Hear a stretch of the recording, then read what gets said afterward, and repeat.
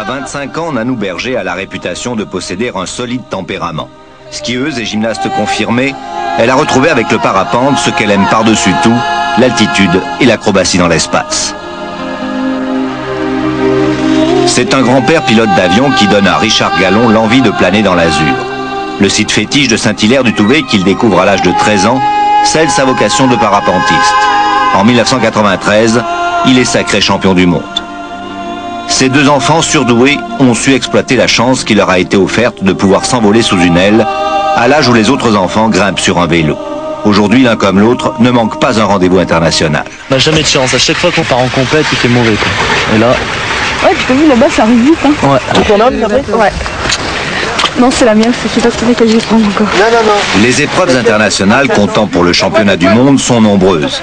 Depuis le début 1994, elles ont déplacé les meilleurs parapentistes mondiaux du Brésil en Suisse, en passant par le Japon, l'Autriche, la Slovénie et bien sûr la France. Bon, il est 12h, donc briefing, donc vous allez avoir droit à une épreuve en course au but, décollage du Lachat, atterrissage, patinoire du Grand Bornand, distance de validation 11 km, fréquence de sécurité 146 250. Alors départ. Nanou et Richard sont bien évidemment membres à part entière de l'équipe de France. Leur entraîneur national, Yves Gouélin, les suit et les conseille avant chaque compétition. Il faut que toi, Nanou, que tu laisses un peu les pilotes-hommes un peu devant toi, prendre un peu d'avance. Hein, et toi, Richie, tu te mets avec les meilleurs, tu te mets avec Seb, tu te mets avec Vincent qui est ici. Je pense que là, ils ont envie d'envoyer et je pense que ça va aller vite, quoi. La météo est un paramètre incontournable lorsqu'on pratique ce sport. Les responsables des épreuves proposent une fenêtre de départ possible de plusieurs dizaines de minutes. C'est à chaque sportif d'apprécier le moment aérologique le mieux adapté à la tactique de course qu'il a choisie. À lui d'anticiper et d'imaginer les courants ascendants qui l'emporteront plus haut, plus vite et plus loin.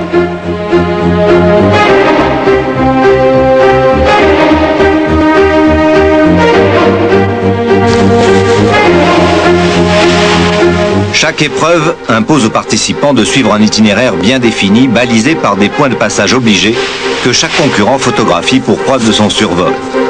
Ces repères, pour la plupart des sommets montagneux, des chalets ou des accidents de terrain, aisément identifiables, peuvent être situés à des altitudes très variables. Aux pilotes de faire la preuve de leur capacité à jouer avec les courants, parfois sur une centaine de kilomètres pour les plus doués. Le petit bip bip qu'on entend, c'est quand ça monte. Et quand on entend un gros pleur, c'est qu'on descend. Alors on passive. Quand ça fait bip bip, on sourit. Bon, Yves pour Richard, là je suis à 1 km à l'est du Grand Bornand et je continue à faire le plein avant la transition.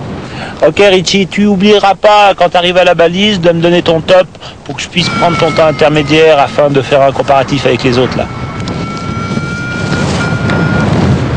Bon, ok, Yves pour Richard, là je suis vertical balise à 1550 et voilà, à 11h28. Ok Richard, bien reçu. La décontraction qu'affiche Richard Gallon lorsqu'il est au sol n'a d'égal que son extrême concentration lorsqu'il est en vol. Pour être le meilleur du monde, il faut comme lui posséder cette acuité particulière qui lui permet de ressentir mieux que les autres les variations parfois infimes qui bousculent les masses d'air. Pour Nanou Berger, seule femme pilote d'essai de parapente, les figures n'ont depuis longtemps plus aucun secret. Quant au matériel dont disposent les deux champions, il est parfaitement efficace et sûr et adapté à la morphologie de chacun.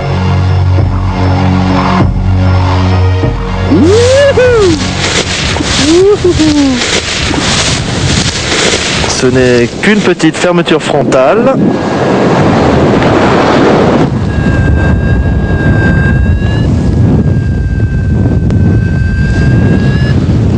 Position couchée pour l'aérodynamisme, avec la vallée derrière, dessous moi plutôt.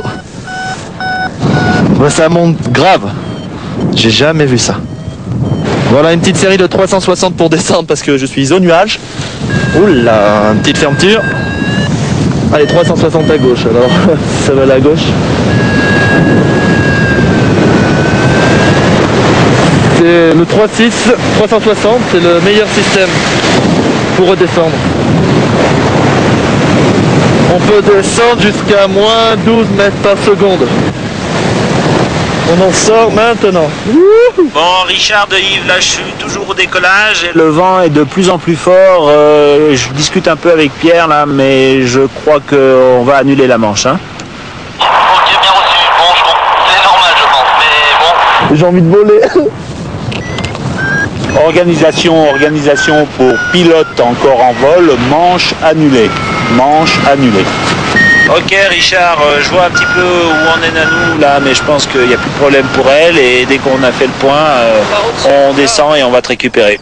Terminé.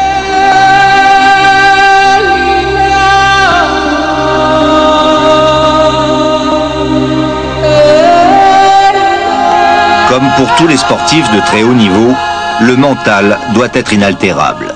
Souvent, les compétitions sont annulées in extremis ou reportées en raison d'une météo mauvaise ou d'une aérologie sans intérêt. Mais il se peut que les conditions se détériorent brusquement en cours d'épreuve. Dans ce cas, les responsables rappellent tout le monde au sol et tout est à refaire. Il n'est pas rare que les concurrents aient à rester concentrés et motivés toute une semaine pour seulement quelques heures passées en vol. Attention pour l'atterrissage. Le vent violent qui souffle sur le Grand Bornand empêche la plupart des compétiteurs de franchir une crête. Forcer le passage à tout prix peut se révéler dangereux et les adeptes de ce sport délicat n'ont pas besoin d'augmenter les risques. Et voilà, revenu au sol. Pas de plus, je me pose. De retour au sol sur le plancher des vaches. Bon. C'est nettement moins intéressant, mais bon, faut bien revenir pour pouvoir redécoller et repartir pour de nouvelles aventures.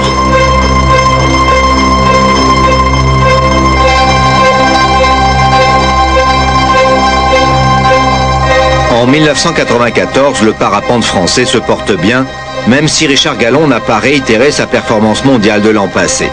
4e de la Coupe du Monde, il reste le premier français et prépare déjà les compétitions qui auront lieu en 1995.